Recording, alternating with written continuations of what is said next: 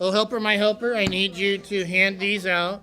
Now, this is actually quite important for you to be taking notes on. Um, if you read, there are many out there. You would be amazed at how many, even now, are arguing over like the case for Christ and different other things like that, which is now actually a movie.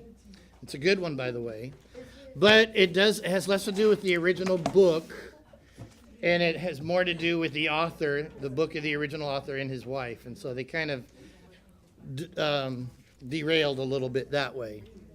Okay, so here, by the way, who needs pens? Who needs a writing utensil? Raise your hand. There you go. Here you go. Oops, coming at you. Oop, there we go. Anybody else? Writing utensil. Oh, helper, my helper, if you can pass these out as soon as you're done with that. Okay. All right, coming at you. Okay, here you go. Okay, and you need one? Oh, wait, you've got one? Okay, good catch. Do you guys need one? Okay. All right, you will be taking notes on this. All right, we've kind of gone over that first one there. We've kind of already gone over the first one. Now, wait until these get handed out.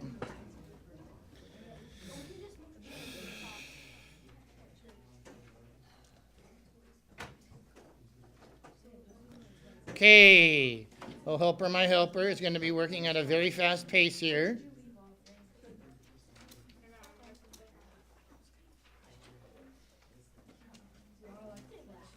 All right. Someone thought to bring me an apple. Apple for the teacher. Oh, that was helper, my helper? Thank you, helper, my helper. All right, thank you. Okay, so the first one there, as you see, we've kind of broken this down so you can put little notes as we discuss each thing. The first one there, matter demands a maker. And we kind of went over that last week, and we went into a little bit life demands a life giver, but I'm going to really get into it tonight. But matter demands a maker. Essentially, put in there, matter cannot come from nothing, or matter cannot be created by nothing. Huh? Oh. Who? I heard pen back there. Okay. Oh, yeah, this is special because you're using it. Okay. Matter cannot be made by nothing. In other words, matter has to be made by, okay? It demands a maker. That is essentially with that one. Now, here is a good one, and there's going to be a word that we're going to be used. You know, I do that too. I love those as drinks. It's okay. I do the same thing. You don't need to be, okay? All right. So life demands a life giver. Please pay attention. Life, now, and I'm sure you can agree with this, life does not simply pop into existence from nothing. Neither a puppy, I don't care how long I stare at that floor, puppy is not just going, poop, oh, come here. I'm sorry, okay? It does not simply, nor even really the bacteria, which is alive, the bacteria on the door. Is there bacteria on the Unfortunately, yes.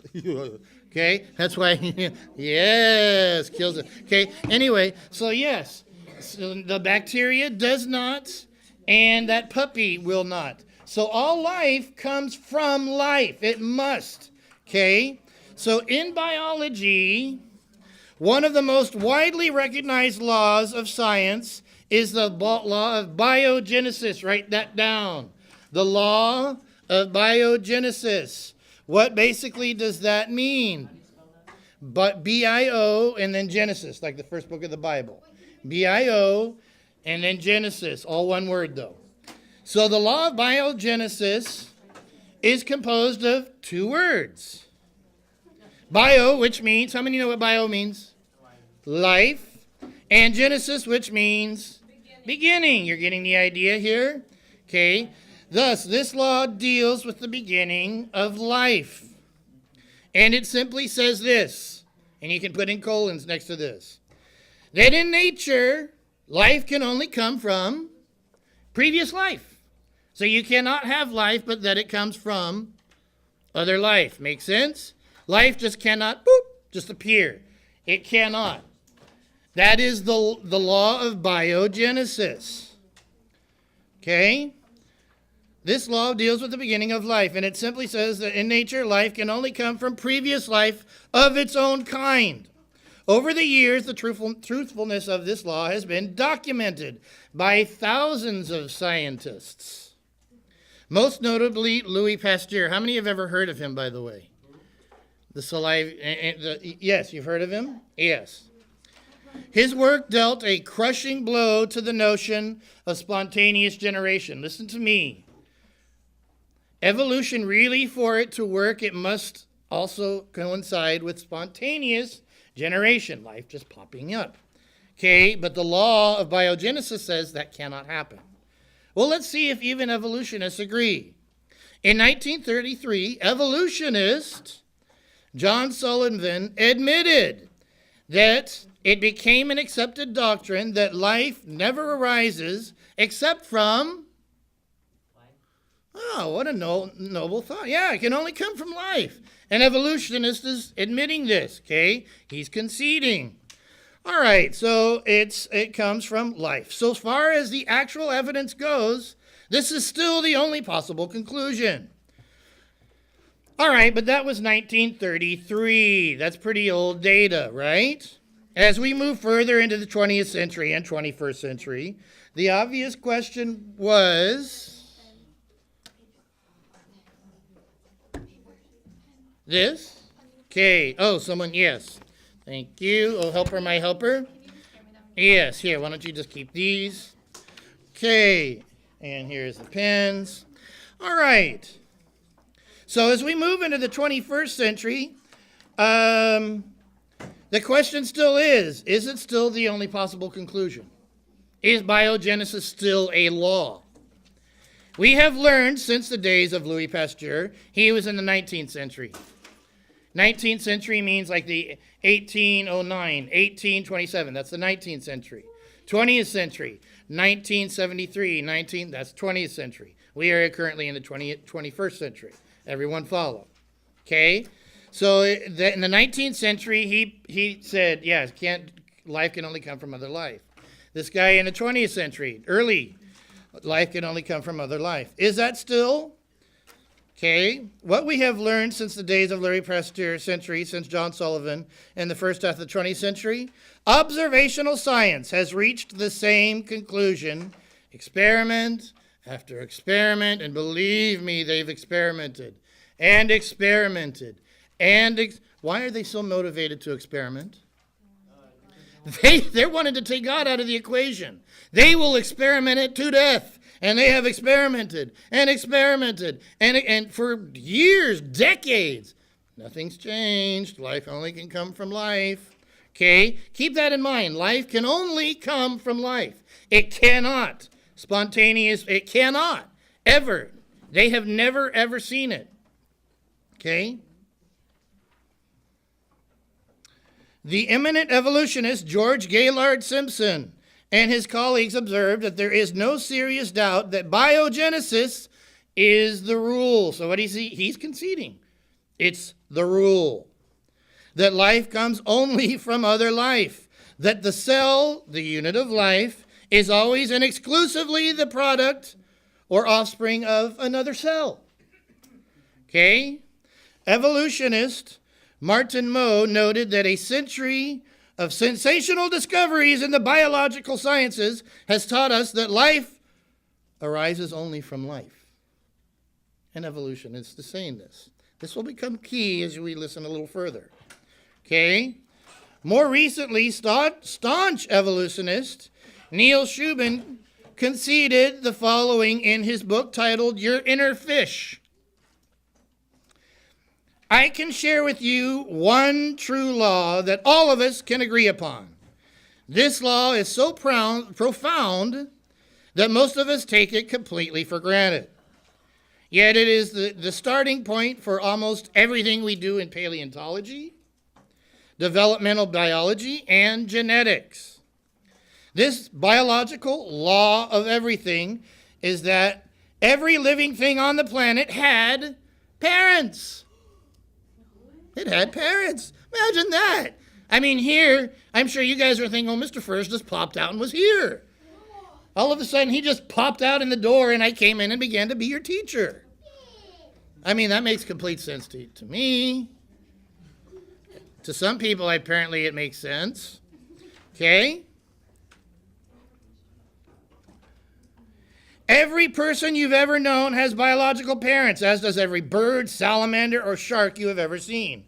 To put it in a more precise form, every living thing sprang from some parental genetic information, a.k.a. life comes from life.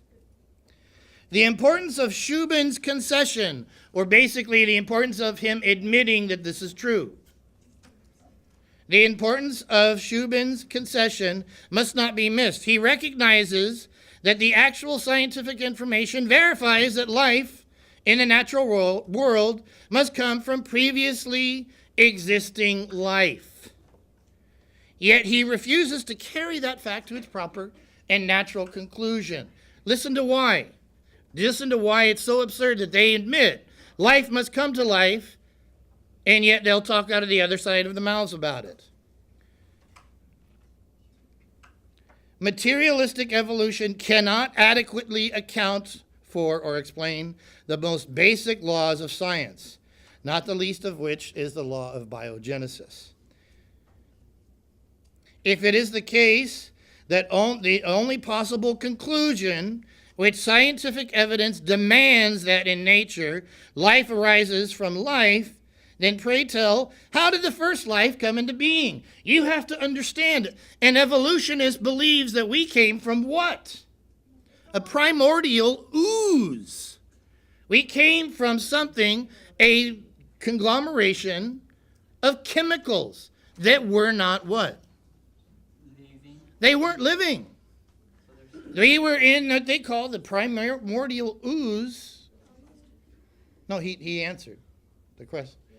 You had a question. Who had a question? Did you have a? Okay. They say we came from primordial ooze that was nothing more than a set of chemicals, not alive, definitely not alive. Yet out of this came life. Okay. Out of this primordial ooze, and they have to agree with this. To be an evolutionist is to say we came from this primordial ooze, this set of chemicals that was not alive. And yet they say in nature, one of the laws that they cannot disprove is life must come from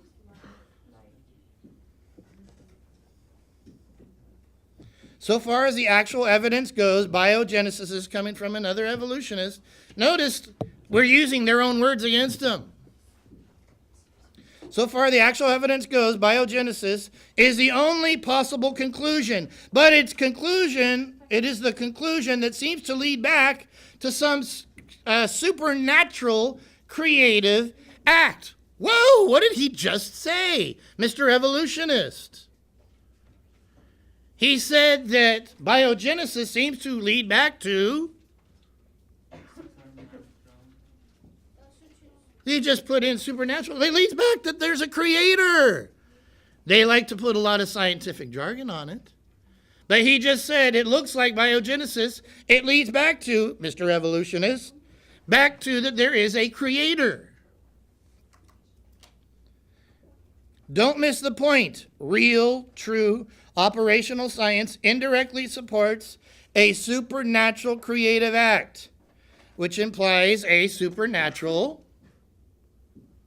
creator. Evolutionists and Harvard University professor, Professor George Wald similarly admitted in an article he wrote, The Origin of Life, that there ultimately are two options in life's origins. So this brilliant professor says there's two options in the origins of life. You have two. One, spontaneous generation. Poof, life. The only alternative to believe in a single primary act of supernatural creation, he says. There is no third position. So he says, you have two positions. Life appeared, boink. Or something created life, boink.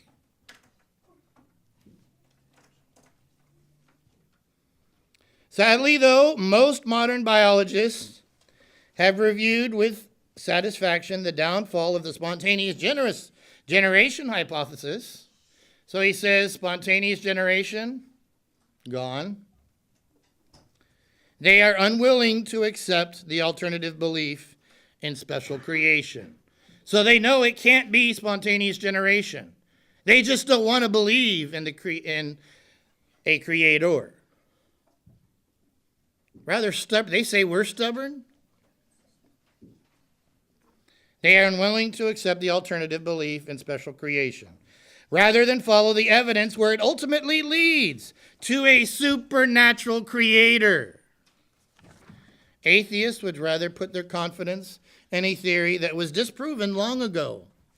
Anthony Flew, for 5 decades, was the world's leading atheistic thinker, was forced to, in the end, conclude the only satisfactory explanation for the origin of such indirected, self-replicating life as we see it on earth is an infinitely intelligent mind.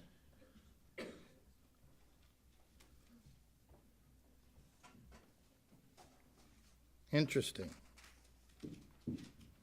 He was an atheistic leader, and he had to come to the realization that looking at nature, there's no other conclusion but that there is an infinitely intelligent mind that created this. Next. Design demands a designer. Now, why would you think that is? Why would a design... Let me have you discuss this for a little bit. Why do you think a design would demand a designer? Especially a complex design. Do you think nature's complex? Just look even at the smallest, a cell. Very complex. And is that in... you know what? We're going to get into it. Because there is something in here that actually will blow your mind just how amazingly tightly knit everything is together. And if you walk away from that thing, oh, there can't be a creator, you have a lot more faith even than I do if you walk away from that thinking there's still not a creator. Okay, so I want you to discuss, why would a design demand a designer? Okay, how about this group in here? What do you guys think? What are some answers you came up with?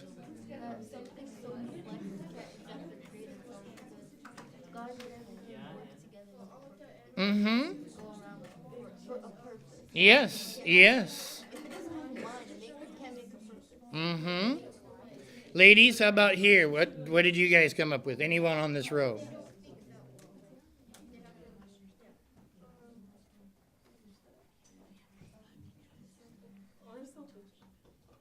You need a little more time? Okay. A design demands a designer. What do you think? Well, you asked a weird question. You asked a weird question. A what question? A weird question. Weird. Why does a complex design demand a designer, do you think? Because it's obvious. Yeah, well, I think just by the fact that it is complex. Good. Okay, Alex? Okay, yeah, it's Alex or Vlad. Because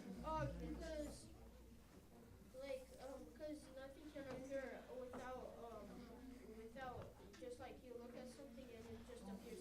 That's not true. Yes, that's right. Yes. It's like pizza spawning in by itself. Yeah, just okay.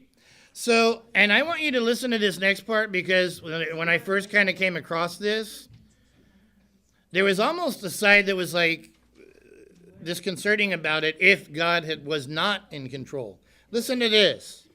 Everyday observations reveals and confirms the obvious fact that complex functional design demands a designer. Paintings demand a painter. Poems demand poets. Architecture demands architects. Oh, helper, my helpers demand Mr. Furs.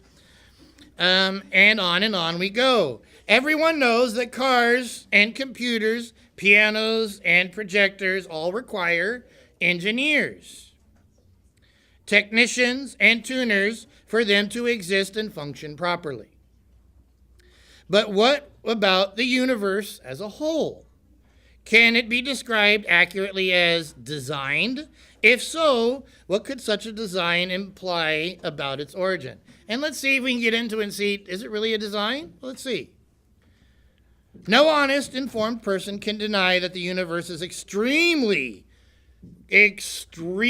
fine-tuned. And you're going to see why in just a second. It is not just fine-tuned, it is extremely fine-tuned and functionally complex. From the Earth's precise orbit around the sun to a shorebird's 15,000-mile yearly migration pattern. Literally millions of examples, not just one or two, millions of examples, and I'm going to be listing here just a few of them. Millions of examples of fine-tuned design in nature could be pondered. But consider just one. One, like I mentioned the Earth, you realize if we were just a fraction this way or this way, we would either freeze or burn up. If the Earth's orbit was literally a fraction off, we would burn up and there would be no life here on planet Earth. Okay, it just happens that it's just exactly where it needs to be. Exactly where it needs to be for life to thrive on this planet. But let's look at another one, okay? The ratio of mass, how many know what mass is? You say, well, Mr. Furs, you're pretty massive. Well, yeah, okay. That's a mass, but the ratio of mass of an electron, basically how much matter is in an electron. How many know what that is? Do you know what it is? An electron. How many know what an atom is? I know. In an atom, you have an electron on the outside whirling around, and on the inside you have neutrons and protons. An electron is teeny, really small. Okay? They're small as To even see them, you need a massive butt. Okay? The ratio of mass of an electron to a proton is basically one proton, or one electron, and the proton is 1,836 times larger than the electron. Okay? 1,836 times larger. Which means that the proton is, 1,836 times as massive as the electron. Even with this mass difference, however, listen to this. With this mass difference, protons and electrons, they have the exact same charge. Proton is much bigger. Picture someone almost 2,000 times my size. Okay? And then saying, I have the same energy as him. You'd say, are you okay? They have the same electrical charge. Scientists suggest that if now listen. If scientists, they suggest if the electrical charge of the electron were altered by one part, listen to me. I want you to think of how big. If you took and the electron is the smallest part of an atom, and the atom is the smallest part of you. If you take that teeny tiny electron that you cannot even see but by a massively powerful electron microscope, and you change it, it's a charge by 1 in 100 billion. 1 part in 100 billion, that little teeny thing. If you were to change it that minutely, our bodies would instantly explode. Boom! Don't scare me. If that electron, if it were off even that fraction, 1/100 billionth on that little teeny tiny thing, your bodies would not exist. Does that sound like there's someone that may have made that type of accuracy? Do you think the electron became that finely tuned by chance? The truth is, atheists frequently testify to the design in nature. Australian atheist, astrophysicist Paul Davies, has admitted that the universe, which according to atheists, is the result of mindless, naturalistic, random processes, is uniquely hospitable, remarkable, and ordered in an intelligible way. He even admitted to the fine-tuned properties of the universe. So here we have I just find it really fascinating. Atheists, evolutionists. There is no God. We couldn't have come but from other life. Something had to have created, but I still don't want to believe there's a God. We know that matter does not come but from matter.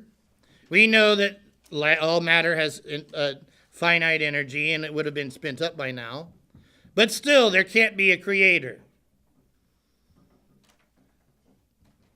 If you want, in my opinion, if you want a definition, a good definition for the word stubborn, I think right next to it, it should be evolutionist or atheist. In the dictionary, they should rewrite it. Stubborn, atheist or evolutionist. Okay? I think it's beautiful. But how can you get design without purpose, intelligence, and deliberate planning? The first three definitions, the Merriam-Webster Dictionary online gives as follows. Particular purpose held in view by an individual or a group. Deliberate purpose planning, a mental project or scheme in which means to an end are laid down. A deliberate uncover project or scheme. After defining design as a drawing, sketch, or a graphic representation of a detailed plan, the American Heritage definition, anyway, they go on and they define it. So, since the universe exhibits, how many would say that the universe exhibits a complex design if you were to study it? Okay? Yes, it does. Functional design demands a designer. Then the universe must have an intelligent designer. This argument for God is logically sound and observationally true. A person can know without a doubt that God exists for no other reason that the universe's design demands a designer. For every house is built by, I'm curious, did this room just kind of appear? Did this church, all of a sudden people were driving down and, whoa! Mercy, did you see that building? Just poof! It's huge! 2 stories. That'd be nice. Man, I'd get land and say, okay, just a pier house, just a pier. No, okay? It demands a designer. Next. Intelligence demands an intelligent creator. Does that make sense? Why do you think intelligence, let's discuss it again. Why do you think, and ladies, I'm going to have you answer this time. Why do you think intelligence demands an intelligent creator? Why would intelligence demand an intelligent creator? Okay, talk. It's interesting. Normally I give permission to talk and okay. Okay, ladies, what do we think? Why would intelligent, do you think, why does it necessarily mean that you have to have an intelligent creator? Okay, first you guys.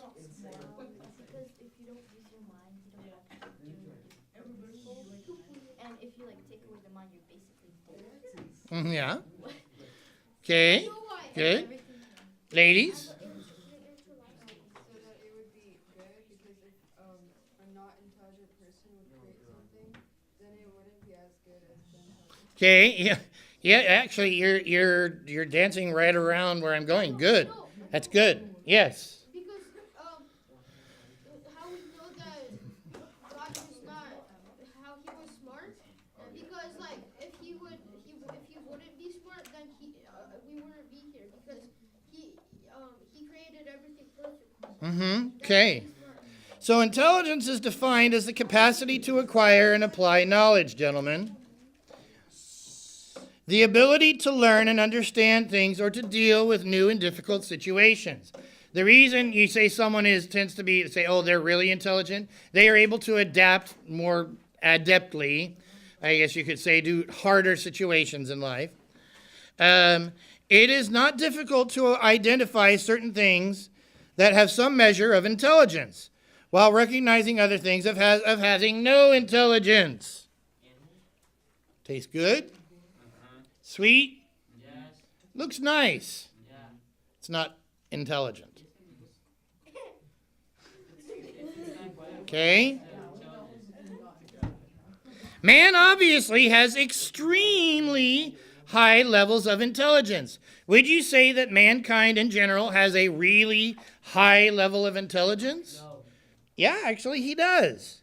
Okay? Man obviously has an extremely high level. He has constructed spaceships that can guide 240,000 miles to the moon, while both the Earth and the moon are in motion. He has built artificial hearts. He can extend the lives of the sick. He continues to construct computers that can process billions of bits of information every second. He can write poetry, calculate where Mars will be 50 years from now from the president, and build, or president. Woo, okay, well, I guess we can't predict what president then. Present. And build everything from pianos to PlayStation video games. You notice the guys got really quiet when I said that? Games, PlayStation. Okay.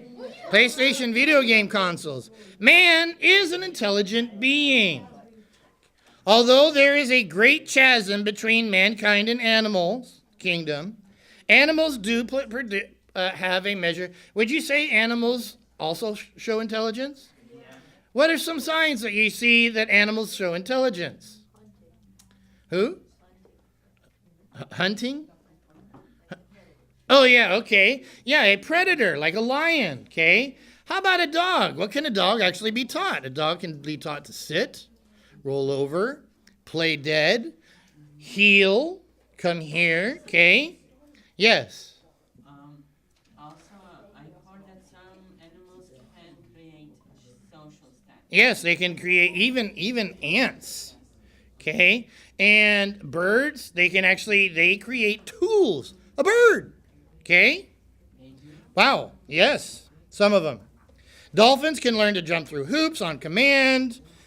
And a few years ago, two colorful eight-legged cephalopods known as cuttlefish graced the cover of the journal New Scientist. And the authors referred to the amazing sea creature as a sophisticated, inventive, eight-legged genius with intelligence and a secret code. Ooh. Okay. According to atheistic evolution, billions of years ago, here we go with the word. According to atheist evolutionists, billions of years ago, nothing created the Big Bang. Wait, what caused it? Nothing. Wait. Okay. What caused the explosion? Nothing. Okay. This feels like a parent saying, all right, who made this mess? I didn't do it. Wasn't me. Was like the only child. I didn't do it. It was that little. Okay, not me. They might as well say evolutionists. Not me. They need to wear t-shirts. Not me t-shirts. What created the Big Bang? Not me. Okay, nothing created a tiny ball of matter that to explode. Then billions of years after this Big Bang, galaxies began to form, lifeless, mindless, unintelligent particles floating around in space in massive clouds of dust. Allegedly, Earth eventually evolved from such dust cloud. Hundreds of millions of years later, intelligent animals arrived. Now, first they have to jump over the hurdle of, oh, wait a second, there was no life. What are we going to do with that? Well, we'll skip that. We'll just kind of, and what about what caused the nothing thing? Oh, we'll skip that too. Okay, what created nothing? Well, the primordial, just get over that. Go on, move on. Okay. Oh, okay. Well, so we're moving over two major things that you seem to believe in, or say you believe in. And now we have intelligence. So from no matter, no life, no intelligence, came these brilliant humans. Wow! That's a lot of faith. I am telling you, they have way more faith than Mr. Furs. That's amazing they still hold on and believe that. Good for them. Now if we can just translate them to believing into Scripture with that type of faith, woo, they would be amazing believers. That much faith? Man, alive. What humans have consistently observed in nature, however, is that intelligence demands previous intelligence. The reason that humans in the 21st century are intelligent is because our ancestors were intelligent. The reason that animals have some measure of intelligence is due to the intelligent creatures that came before them. Dust, oh, I wish I had some dust I could reach down and grab. Dust does not give way to, I throw it up. Oh, man, there's a smart guy. Come here, dude. Here, we'll give you about 3 billion years. You are going to be brilliant. Okay, go grab some dust, stick it in a jar, bury it, and say, please open in 5 billion years. See what comes of it, okay? Dust does not give way to the organized dust particles that have the capacity to acquire and apply knowledge. The dust is sitting there in that jar going, now there is a cacophony of different colors around here, and if I had, no, I'm sorry. One, dust wouldn't be saying anything, nor would it be thinking anything, okay? Water does not think. If this were water, I hope he doesn't drink me.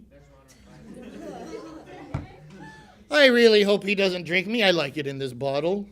And I can see out inside his body. I will be blind. No. This water does not think. The mindless mud that evolution's... Listen, I want you to go out and I want you to observe every day. Well, we'll give you the rest of your life. Look at mud. Look at mud. The mindless mud that evolutionists contend gave way to intelligent life on Earth.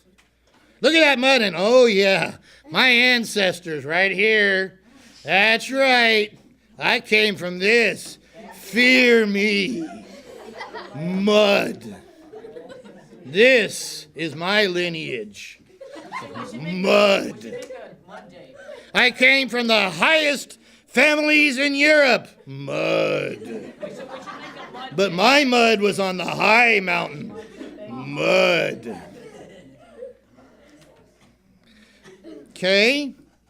It gave way to me. I can brag about that. Oh, wow. But a delusional tale unsupported by everything we know from observation and experience.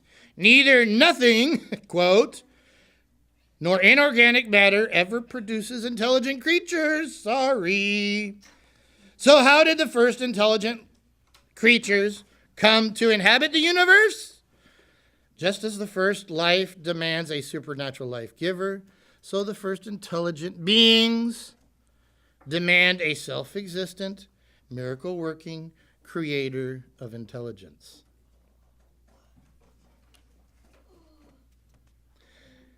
Now, this one I want you to think about, because this one they also cannot argue with. One, it's less scientific as far as they're concerned, but yet they hold to these truths. Morality demands a moral law giver. Morality demands a moral law giver. Why do people generally think that some actions are right and some actions are wrong? And yet, as a society, do you notice, ladies and gentlemen, that most what we say are right and wrong really isn't argued over? Most. There are some, gay marriages, this type of thing. Okay? But for the most part, you won't go to the average person and say, you know what, it's okay to take a knife and stab that person in the chest. Go on. Have at it. Feel free. It is your right. Okay? I can't spoil Or you know what? You don't need to worry about the laws of gravity. Just go ahead and walk off that cliff. Go ahead. Have at it. Look at it. It's beautiful. Look at the waves. Look gorgeous down there. Go see them close up.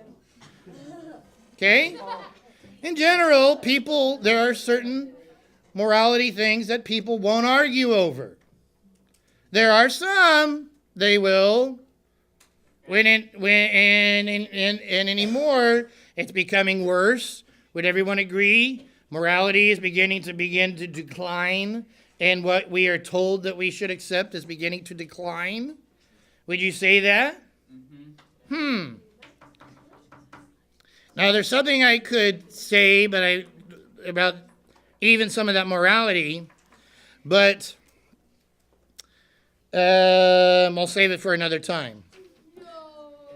Although objective morality may be outside the realm of scientific method, and it is, okay? Every rational person can know that some actions are innately good, while others are innately bad or evil, okay? Anthony Flew, poor Anthony Flew, we're just picking on him all night, okay? And Wallace Madsen, two of the leading atheistic philosophers of the 20th century, poor guys, forthrightly acknowledged the existence of objective morality in their debates with theistic philosopher Thomas B. Warren in the 1970s. Yeah, there's morality, they say. Do you see how many things they concede without really wanting fully to grasp hold of or realizing what it is they're conceding or agreeing to?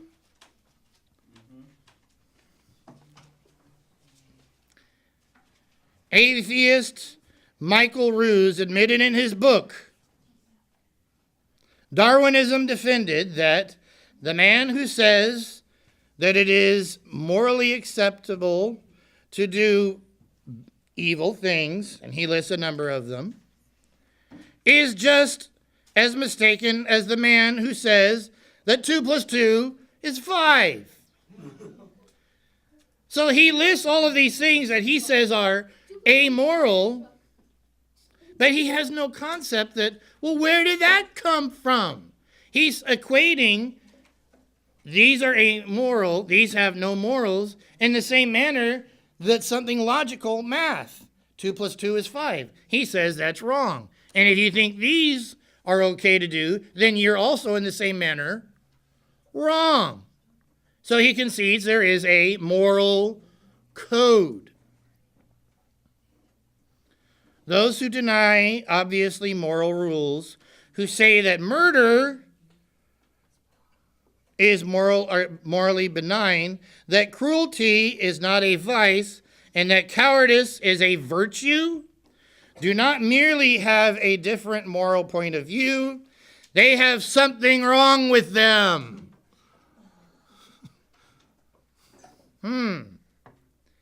Most rational people do not merely feel that abusing someone may be wrong. They are wrong. Innately wrong. Just as 2 + 2 can really be known and can really be known to be 4, every rational human can know that some things are objectively good and others are objectively evil.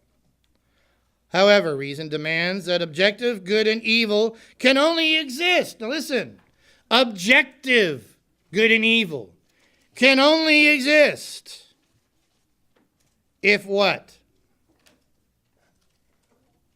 objective good and objective evil can only exist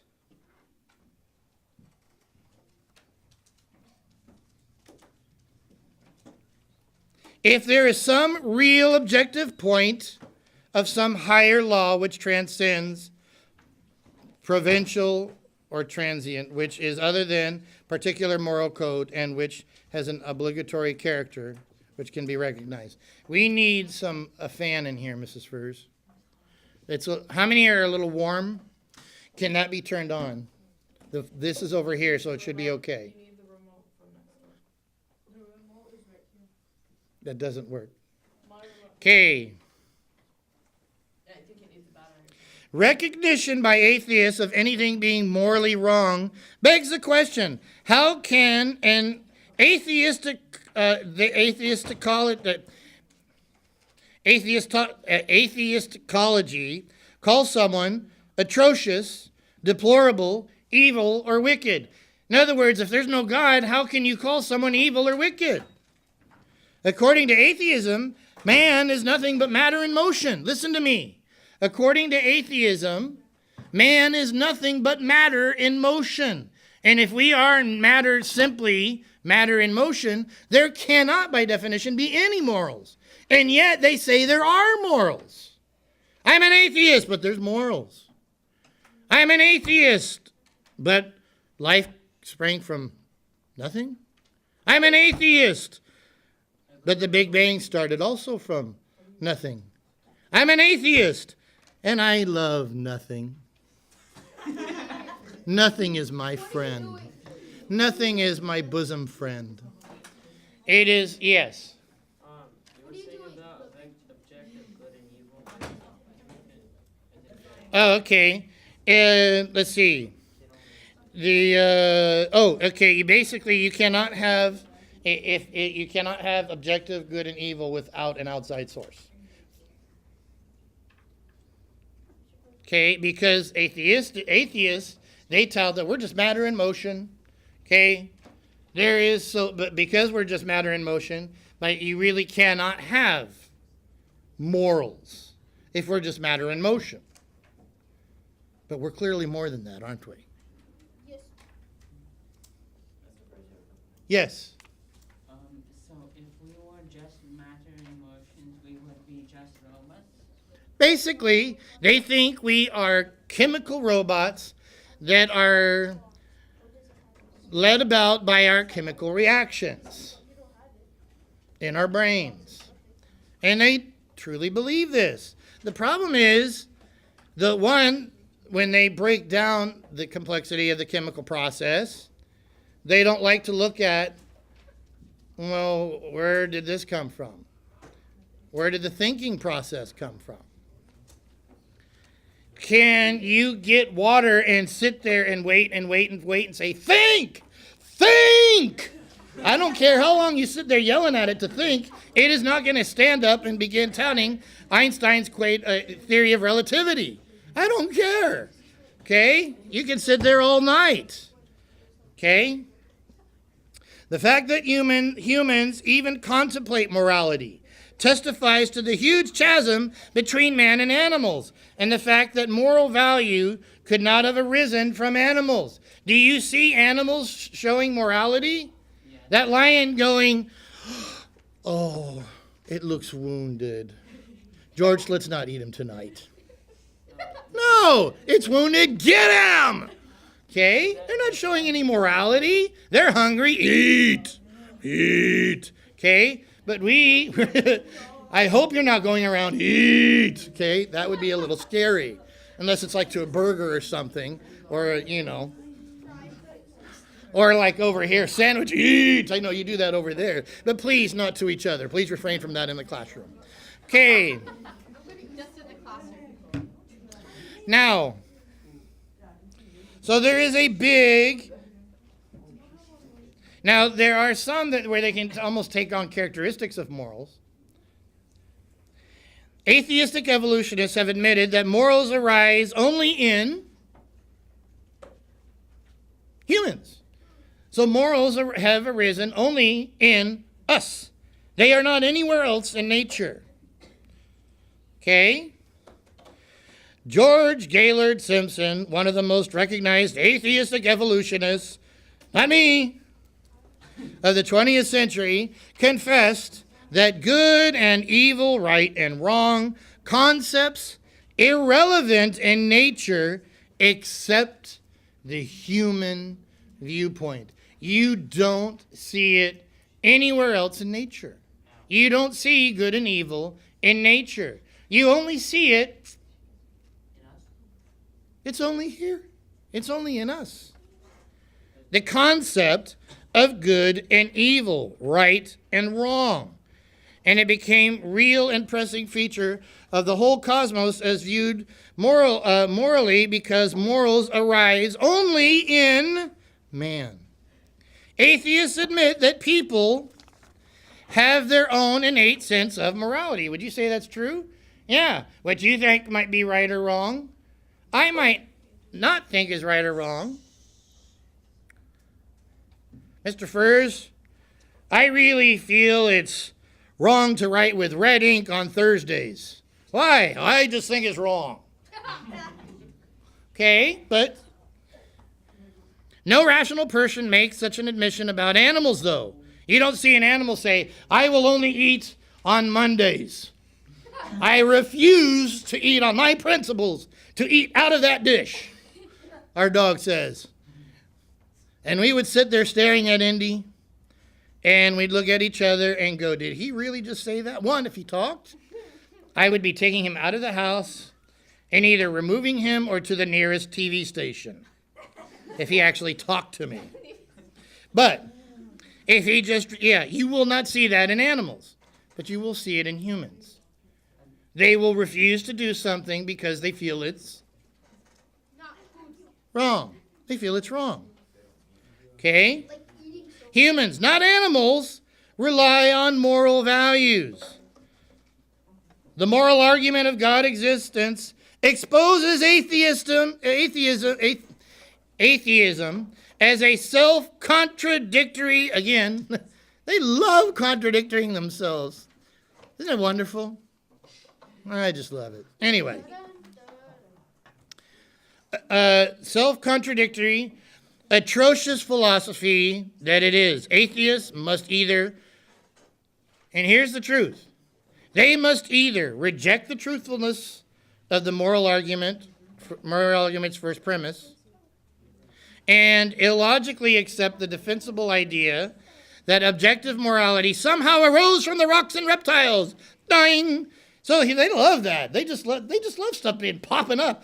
Come on, let's let it pop up. Everything's popping up. Life, matter, morality, intelligence. Man, they're just popping out of the woods. Look at all of this stuff. Wonderful. Oh, there's intelligence. Oh, I just saw morals jump up over there. Okay, it's coming out of nowhere.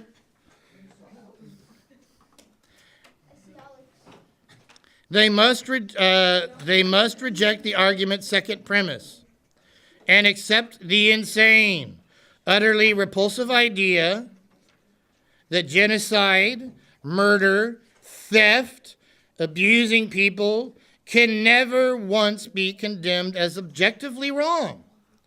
What's more, if atheism is true, listen to this, please, because you have some atheistic friends. If atheism is true, I'm sorry? Individuals could never logically be punished for such immoral actions. Stab. Oh, I'm just moving matter. See, my moving matter just grabbed a knife and just moved into your matter. Okay? You can't do anything about it. Since no inherent moral or ethic laws would exist. If there is no God, then there can be no objective basis to say that some things are right and others are wrong. Reason demands that objective good and evil can only exist if some real objective reference points out side of nature. Remember, God is what?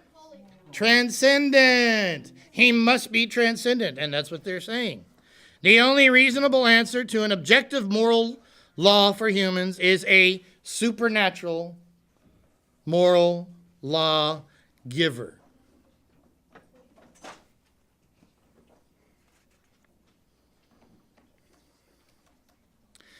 The Bible's supernatural attributes demand a supernatural author. Now, we've kind of gone over this, and I'm going to give you a little bit. I want you to put into this section why we know that God wrote the Bible. The evidences that we have kind of gone over that show why we know that God created and wrote. This is God's word. Please write these down. I'll give you about 5 minutes.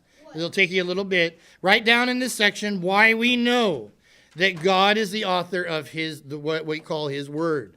Because it is his word. It is the inspired word of God. And he is the one that inspired it.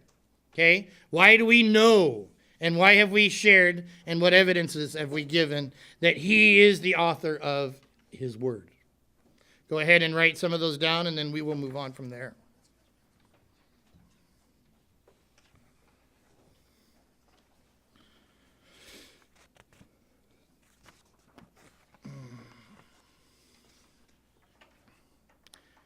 Just as a reminder, remember how many books there are, how many authors, that there was one theme. There were a ton of different controversial subjects, yet they never deviated in what they said or thought about. They were consistent through over 1,500 years. Remember that? And if you were to take one group of people we were talking about, one group of people in the same field, in the same city, in the same decade, talking about the same thing, controversial, and gave them a bit to write on it, how many different answers would you get? About as many authors as there were. And this is people from the same field, thinking the same way, within the same geographical region, in the same time period, even having a chance to consult with each other. Their viewpoints would still differ. And yet, Scripture, all these different lines of work, all of these years, 1,500, all of these controversials, many, not just one, and yet consistent for 1,500 years. Consistent, never deviating, never changing their viewpoint, ever. Go ahead and write some of that down.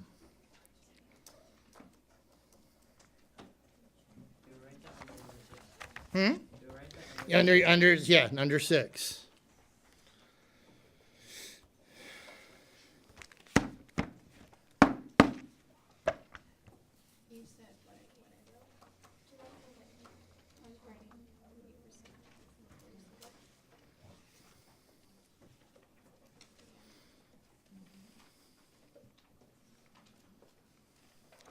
Raise your hand once you are done, and I know I can move on. I just didn't want to. Okay, done? Good?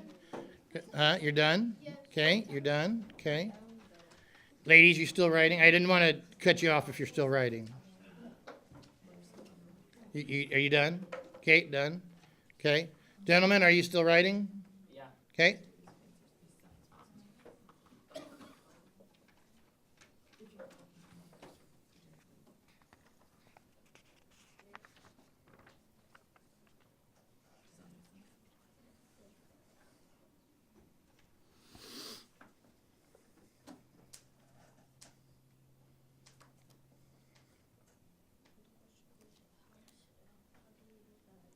Done? Yeah, you almost got it there? Yeah. Oh, please. That's fine. All right, so I'm going to move on. So now, the last one here, the historical miracle working, resurrected Jesus. Here we go. Where the rubber meets the road. This is why we're in this building. Our resurrected Lord. Would you guys agree with me? Yes. The historical miracle working resurrected Jesus demands a supernatural explanation. Okay? Human beings can do amazing things. They can run 26.2 miles without stopping. They can show remarkable courage in the face of great danger, gentlemen. They can even walk along a tightrope hundreds of feet above the ground. But there are certain actions that are humanly impossible. Humans cannot walk on water unassisted, give sight to the blind, instantly reattach severed ears. Oh, you're missing an ear here. Oh, what? Wait, is there surgeries to make you Hmm? Aren't there surgeries? You have to, yes, but not just reaching up and setting it in. Okay? In other words, surgery, but you can't just grab an ear and stick it on and, oh man, it's all healed. No, I'm talking about vision. Okay. Huh? I'm talking about vision. Vision. Oh, well, it depends. If someone's like blind from birth, no. If you could see before, they could try to stop it, but they can't prevent like old age.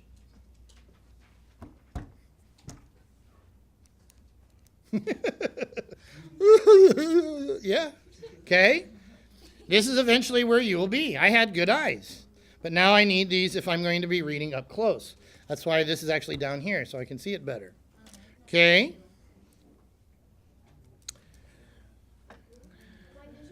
They can't reattach severed ears, only with their hands, or raise the dead. Nope. If ever such a man existed, his life would logically testify to the existence of a supernatural being. Would you agree? Someone who could walk along, reattach broken limbs just by setting them on with his hand, making you be able to see even if you've been blind from birth. Here, let me spit here. Here, put some mud on there. Okay, wipe it off. There, you can see now, right? Okay, I have never seen an eye doctor put mud on someone's eyes and cause them to be able to see. Christ did. Christ did. Okay?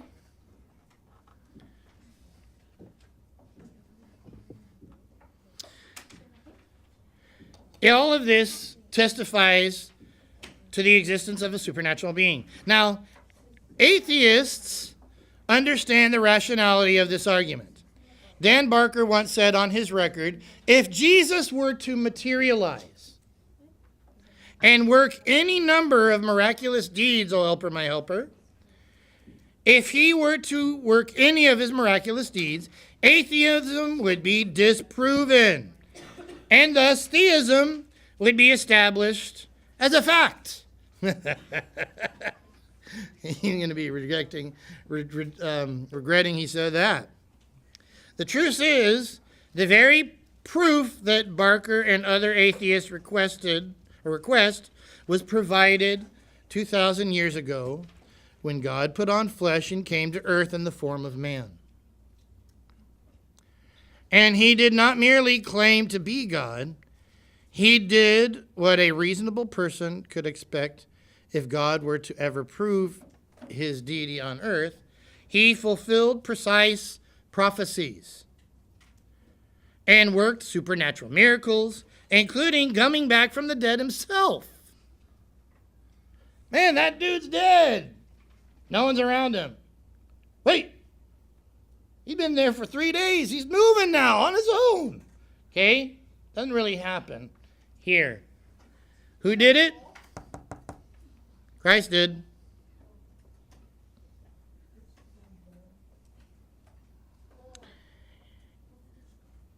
He worked supernatural miracles, including coming back from the dead himself. The life and works of Jesus testify to the existence of a supernatural being.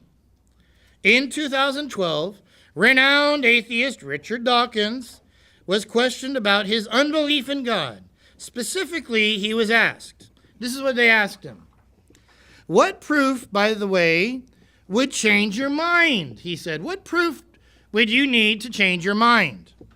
He quickly responded by saying, that is a very difficult and interesting question because, I used to think that if somehow, great, big, giant, 900-foot high Jesus with a voice like Paul Robeson suddenly strode in and said, I exist and I am here.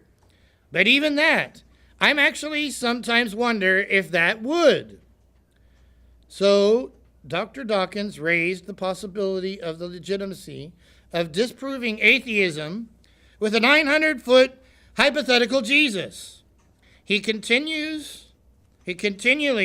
rejects the historical miracle-working, resurrected from the dead Jesus who walked the earth 2,000 years ago. Sadly, such supernatural feats that he worked rejected him. Thus, it should not be surprising that many will reject the Lord God today, despite the evidence for his existence. It is sad. Conclusion.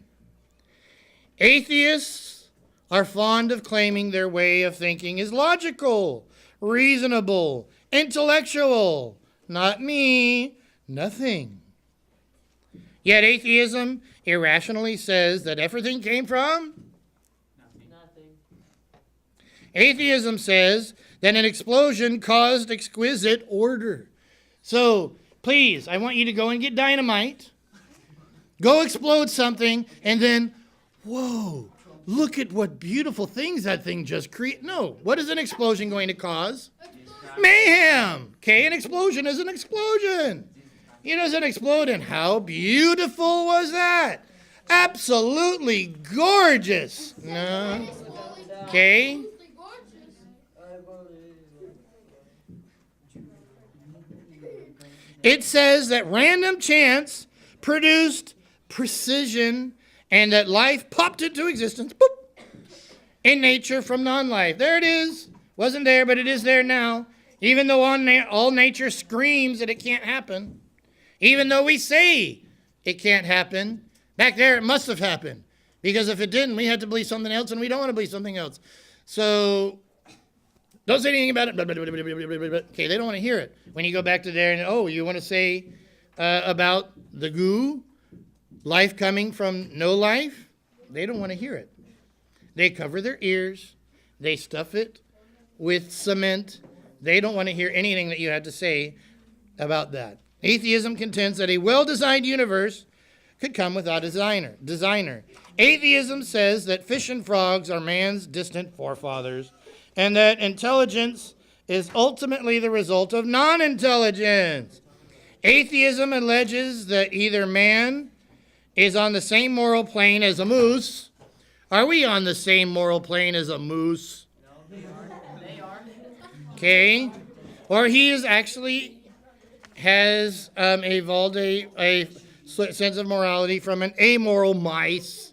They evolve morality from amoral mice?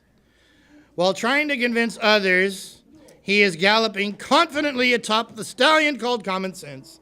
Atheism stumbles on the back of a donkey called foolishness. Theism, on the other hand, is absolutely rational. Why? Because, among other things, matter demands a maker. Life demands a life giver. Design demands a designer. Intelligence demands an intelligent creator. Morality demands a moral lawgiver. The Bible's supernatural attributes demand a supernatural author. And the historical miracle-working resurrected Jesus demands a supernatural explanation, which demands God. Indeed, the Christian can say with all confidence, I know that God exists. As former atheist Antony Flew so eloquently concluded, I must say again that the journey to my discovery of the divine has thus far been a pilgrimage of reason. I have followed the argument where it has led me, and it has led me to accept the existence of a self-existent, immutable, immaterial, omnipotent, and omniscient being. Okay, welcome. Okay, you have two new sheets at your desk. Okay, the first one will look like this. Here, ladies. And the second one will look like this. Okay? You have two new sheets at your desk. One looks like this. One looks like this. But these you share, so we do in pairs. So pair, that's good. Pair, that's good. Tim and helper, my helper. Can you come up here with my younger ones to help? Okay. Now, you can, because I have stuff over here that you can write down. But bring your book. Bring your book if you have it. All right, then yeah, just bring yourselves over. Okay. All right. Now, one of the arguments that, and this is one of the things I wanted to end on because this is a big one that they do like to argue against. They like to say they like to use creation against the believer. What do you think they say? Okay, those who don't want you or don't believe themselves, that creation, what is it they think they say? You know, aside from them not wanting to believe that there's a God, aside from them, and that clearly is wrong, we know that there is a living God, but what is it that they say, do you think? And here it is. They'll say, you know what? History is replete, or there are a lot of creation stories, and this is one. Please listen to me. I did not give this to you because I'm saying I want you to believe this. Okay? This is a creation mythology, because right now we are going to be discussing mythology versus Genesis, what we believe. Okay? Mythology. Here's what I want you to do in pairs. This is going to take you a second or a little bit. Read this. Read this. This is the, and this is, I don't want to say it's a famous one, but it's the Enuma Elish, okay? This is the creation myth from Mesopotamia. The Babylonians used this, and they said this was creation, okay? This is what they believed creation was. Here's what I want you to do once you've read it. Here, I want you to compare. What are the similarities between what they say and the Bible? What are the contrasts between this and the Bible? And this is just one, okay? There are many who will say, all religions have a creation story. Christians, you don't have the cornerstone, you don't have the corner on the market for creation stories. There are many creation stories. You have a society, you're going to have a creation story. Why are you saying you're cornering the market? Is what they'll say. We're going to get into that. Right now, I want you to read just one of them. Please, this is not true. You may burn it when you're done. Okay? You have my full permission to burn this when it's done, because this is not real. This is a mythology, not creation, which is what we believe. So read. I'll give you about 10 minutes to read and then do a compare and contrast as a group, okay? And you will need this for what we're going to do next. You will need this for what we're going to do next. Okay, so I'll give you about 10 minutes, yes. You can read quietly out loud, yes. Okay, yes you are. Okay? That's why I wanted, can you guys read to them? Yeah, that's why. Okay.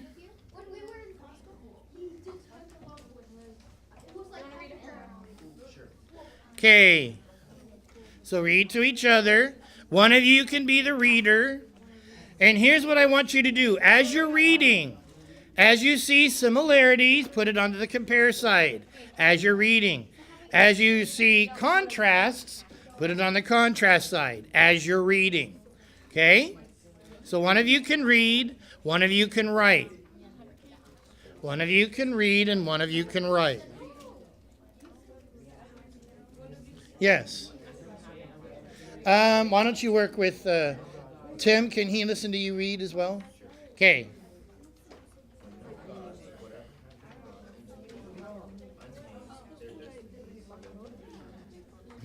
No, just one of you can write. That's fine.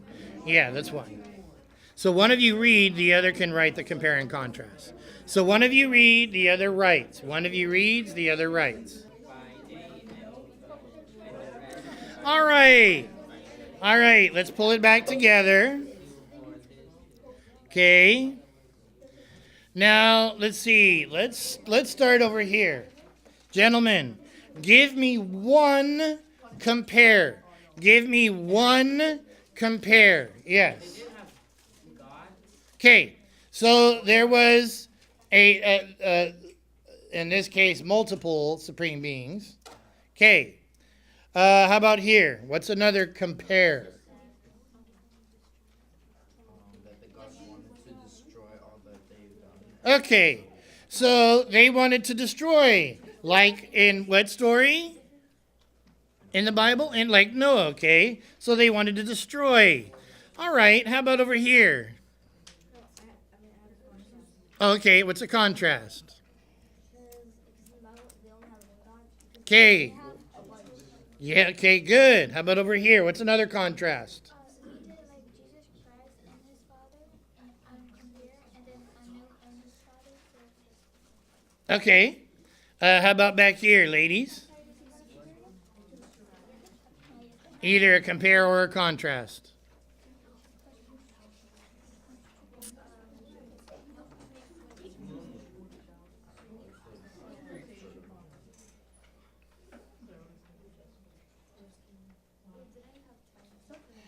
Okay, I know, it's pretty long. Okay, ladies, how about over here? In the myth, it states that there are many gods. Thank you.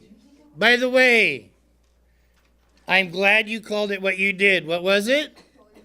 In the myth. In the myth. This is nothing more than a myth, and we're going to get into what that is. So good. In the myth, say again. It states that there are many gods, which means there are polytheists. Yes. But our Bible says that there is only one God. Yes. Beautiful. Okay. All right. So here's what I want you to do. Please, everyone, turn to it's the last section, 17.1. Please go there, 17.1, if you have your books. How many don't have their books? Me, I forgot it at home. Okay, wait, write these down then. Write these down. Okay. We are doing mythology versus Genesis. Mythology versus Genesis. 17.1. 17.1. Mythology versus Genesis.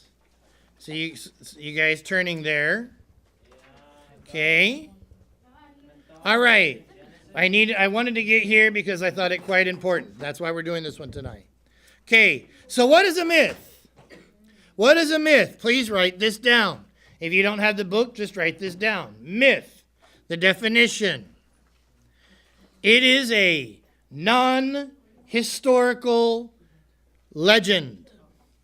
It is a non-historical legend.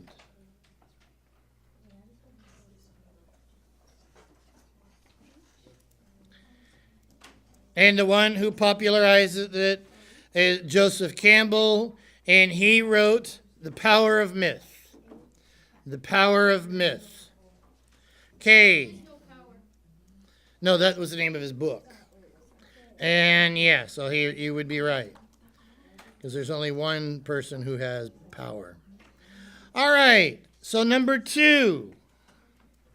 What principles are held by those who say Bible is a myth? So what do they tout? What do they say about the Bible? Those who say the Bible is a myth. They say the Bible is a myth. We say this is a myth. They try to say Bible is a myth. So what do they say about it? Why do they say that? 1, they say this. One, everyone has a myth about creation, about the beginning. Everyone has a myth. Every religion has a myth about it. Everyone has a myth. Next, everyone's myth is acceptable or true for him or her. Here we get back to that truth thing. It's self, it's to the person. So everyone's myth is acceptable. Everyone's myth is acceptable for him or her. So atheists are saying that? Okay, yeah, well, those who say that the Bible is a myth, they say everyone's myth is acceptable for them. Okay? Everyone's myth is acceptable. So Christians, you believe in a myth. Okay? You believe that. That's your myth. They have their myth. They have their myth. Okay? And lastly, under this one, they say, now this isn't true, this is what they say. Okay, this is what they say. Everyone's myth is influenced by a person's own. So, these are the three main things. Reality, religion, and family. Reality, religion, and family. Yeah, a myth is considered just as a side note, a myth is considered a story, and some argue since every culture is different, no culture story is better, they say. Every culture is different, so no one is the right one, right? Or truer than any others, right? Would we say that's true?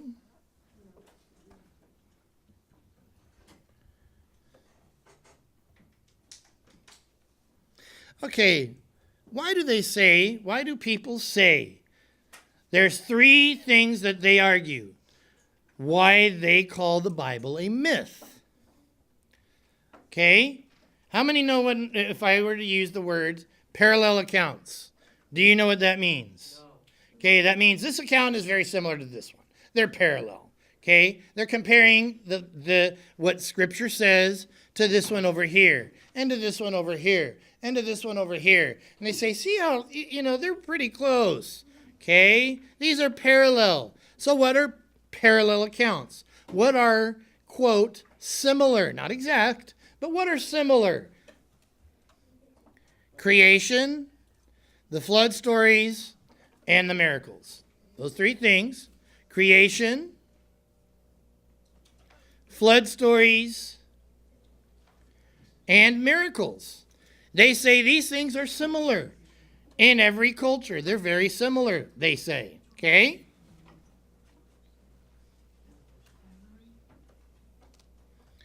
The similarities in the events and the origin of the fall of man and the portrayal of gods. Okay? The fall of man and the portrayal of gods, they're similar, they say.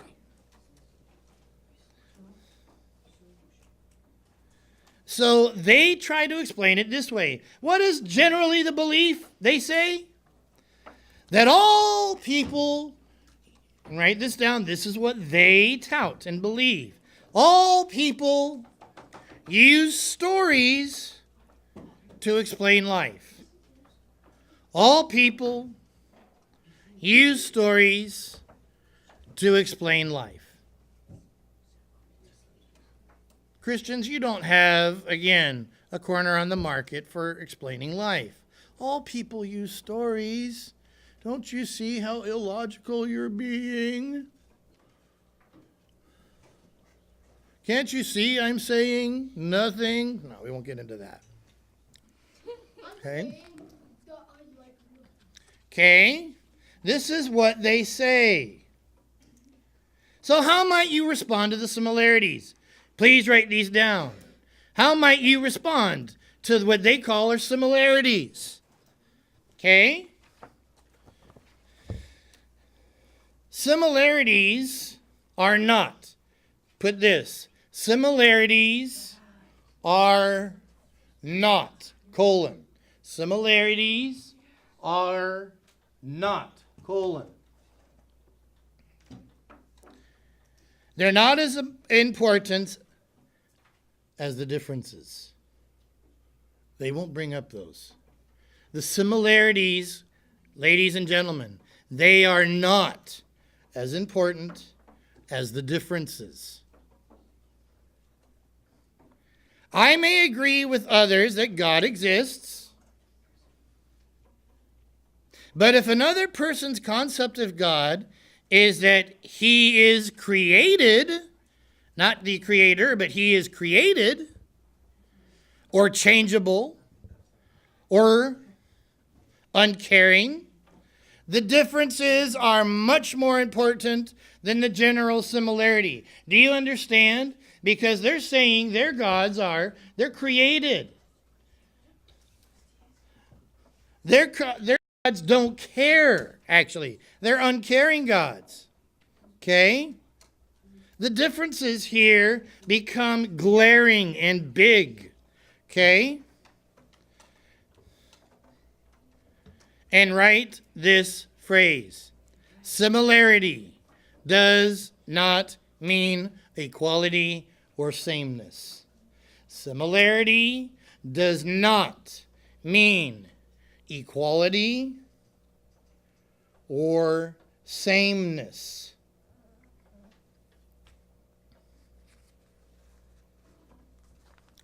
Here are some ways in which creation myths, these other creation myths differ from the creation account in Genesis. And I think you will agree they are big, big, big differences. Here are the differences, and you may list them. And you will want to list them because you will hear others say, oh, there's a lot of creation myths. Really, the Bible's creation myth is unique. It is unique. 1, in the myths, gods were created. They didn't create. In the myths, gods were created. The gods were created in the myths, not in Genesis, not in Scripture, but in the myths they were created. 2, the gods were created from existing material. God existed before the foundation of the world. They were created from existing material. God existed before the foundation of the world. They were created, the gods in these myths, were created from existing material in the myths. From Scripture, God existed before the foundations of the world. He pre-existed.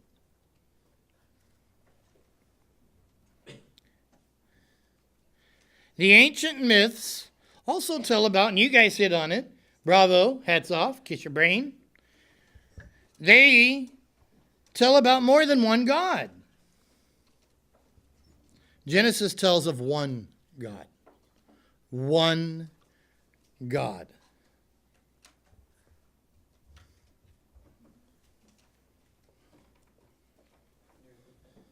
Yes. The ancient myths tell of more than one God. Scripture tells of one God. Very unique. You look at virtually every other culture.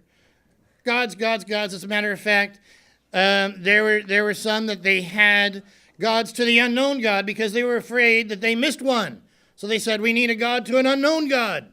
And he'll be a God too because we don't want to offend him. That's how paranoid they were. Jews, one God. One God.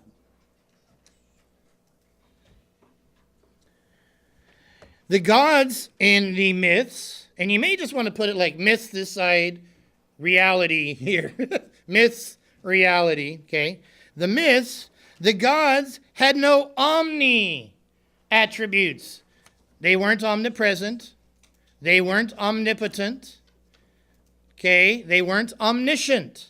Do you know those words? Omnipresent, everywhere. God is. Theirs weren't. Okay? They weren't omnipotent, all powerful. God is. They weren't omniscient, all knowing. God is.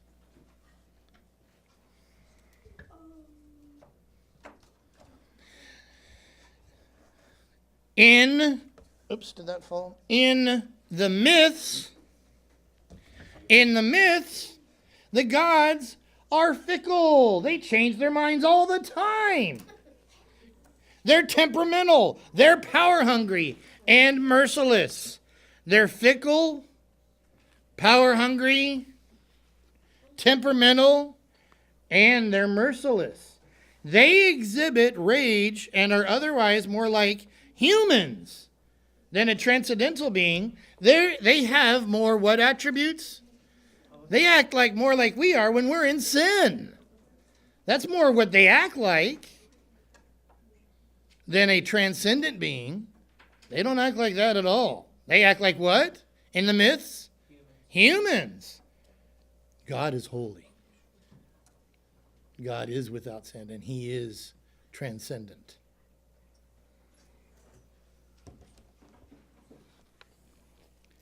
The making of the earth in these myths. Listen to me. The making of the earth, creation, involved bloodshed. To create, it involved bloodshed. Bible involved no such bloodshed to create. The Bible involved to create no bloodshed in the beginning. Now, there was bloodshed in the beginning, but not involved in the creation of the earth. The gods in these myths, please put a lowercase g. Do not capitalize G when referring to the gods. When referring to God, put a capital G. He is the only one that deserves a capital letter. And I'm not kidding. In English, it needs to be capitalized if it's referring to God. The gods, lowercase, every time. False god, lowercase. Yes? Is the Big Bang a myth? Yeah. Okay. So the gods were not generous. Human beings were made to be their slaves. In the myths, the creation accounts, human beings were made more to be their slaves. They were not generous. The God of the Bible created humans in his own image. They were not created to be his slaves. Now, we do love and adore him. But we were created in his image.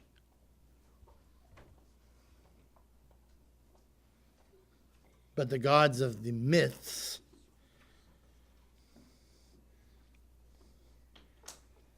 were not generous.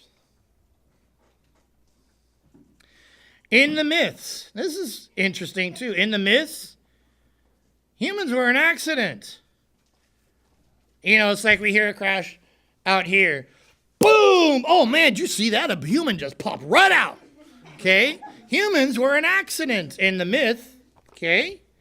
Humans were an accident, a result of accident. Popping out of a pea pod. Boing! Or afterthought. Made from the blood of a dead god. Boy, doesn't that just sound great? Oh, how wonderful is that? Mercy. According to Genesis, according to truth, humans were part of God's eternal plan, laid before creation began. I want you to keep this in mind. Before he even started creation, he knew you would be sitting in that seat. Before He said, let there be light. He knew the conversation you were going to have when you went home tonight.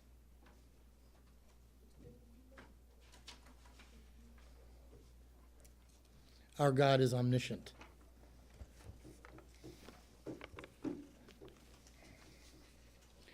But you are definitely not an afterthought.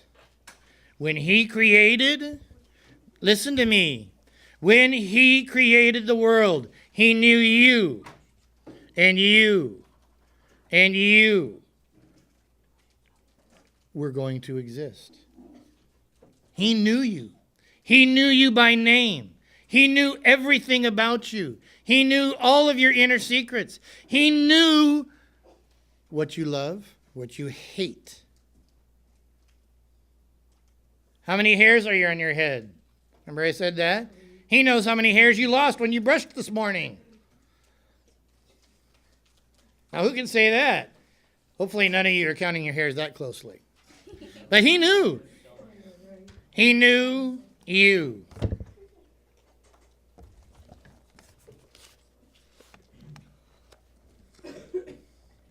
So here are the distinctions between myths and Genesis. You're going, Mr. Furs, you must have brushed your hair all morning. Oh! Oh, I just couldn't stop. It was just, okay. Anyway. All right, so the distinctions between myths and Genesis. 1, the morality of the gods. God, our God, he created. He is holy. He is without sin. The gods that are in the myths, far from it. Lowercase g, far from it.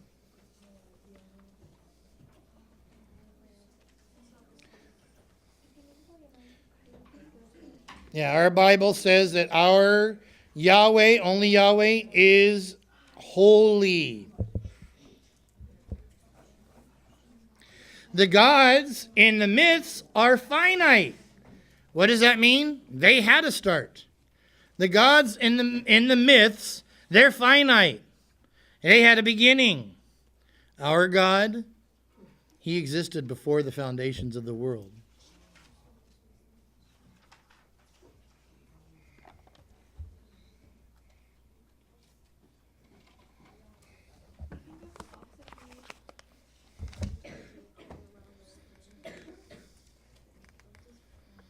Listen, and I want you to write this down.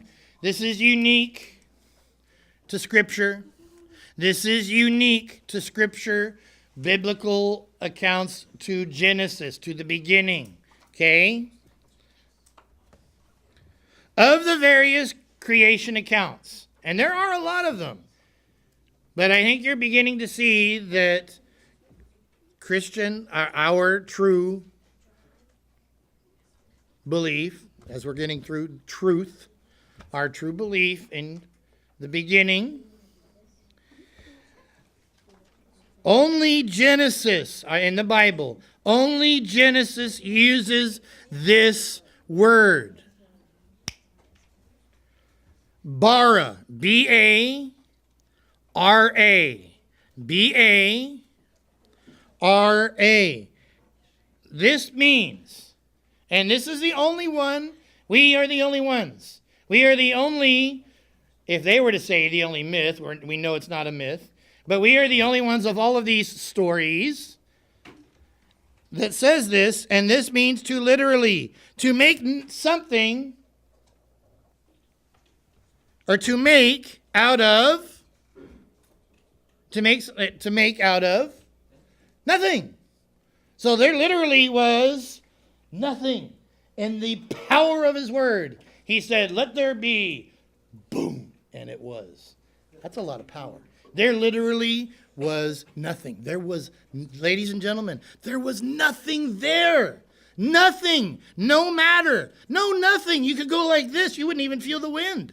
There was nothing there. And he said, let there be. And there was. Just by the power of his voice. And then he said, let there be. And there was. And he said it was good. He did not say, let there be a bean pod and man will come out of a dead being. He didn't say that at all. He just said, let there be. And it was. Let there be. And it was. And let this be separated. And it was. Simply by the power of him speaking it. That's it.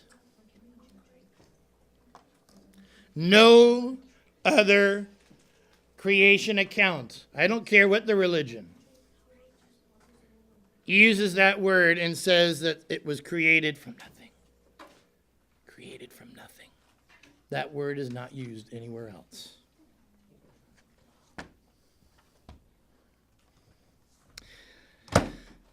I have appreciated being able to teach you guys. This is sadly my last time. Why?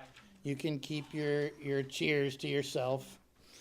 You're like, yes, we don't have to see him again. Huh? This is the last one that I will be holding, and we're ending for the summer. The gentleman who teaches after me teaches up to summer, and we have some stuff going on in the summer. So we're ending it at least here. Now I don't want to discourage you. There will be Thursday nights. So don't think that just because there will be Thursday nights even after that it will be a different teacher. Will he be Russian? Probably. Okay. I know you probably are getting a little tired of all of my animation. I tend to be very animated, I know. So if I was too intense for you, I do apologize. I thank you though for coming week after week, and it has been truly my privilege to be able to be up here. And one thing I wanted to do before we close and call it a night, did any of you have any general questions? Now we're kind of at the end of our time, so I can't spend a whole lot of time, but do any of you have any general questions that I can briefly address? I heard that the resurrection of Jesus is a myth borrowed from other religions. No. No? Nope. We have an empty tomb. Muhammad, he's in his grave. Buddha, he's in his grave. Sorry. Confucius, he's in his grave. And they won't argue it, even those who believe in those religions. They know they are in their graves. They don't even tout, brag, or say that those men came out of their graves. Okay? So, anything else? Yes.